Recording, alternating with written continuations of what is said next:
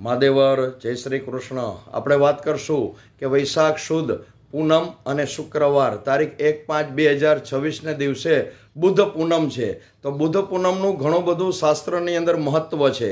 તો જે બુદ્ધ થઈ ગયા, વિષ્ણુ ભગવાનના 9મા જે અવતાર બુદ્ધ ભગવાન થઈ ગયા એનો પ્રાગટ્ય દિવસ છે। તો આ પૂનમને દિવસે ગંગામાં સ્નાન કરવાનું અનેક ગણું પુણ્ય છે એ બતાવેલું છે।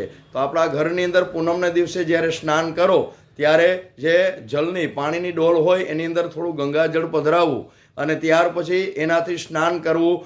ઓમ હર હર ગંગે બોલી અને સ્નાન કરવાથી પૂનમને દિવસે ઉત્તમ એવું ફળ છે એ આપણને પ્રાપ્ત થાય છે। અને બુદ્ધ પૂનમના દિવસે વિષ્ણુ ભગવાનની પૂજા અર્ચના કરવી, બને તો સત્યનારાયણ ભગવાનની કથાનો પાઠ કરવો, તો ઘરની અંદર સુખ શાંતિ અને સમૃદ્ધિનો પણ વધારો થાય છે। જો આ વિડીયો ગમ્યો હોય તો લાઈક કરજો, શેર કરજો, ફોલો કરજો, સબસ્ક્રાઈબ કરજો। મહાદેવર જય શ્રી કૃષ્ણ।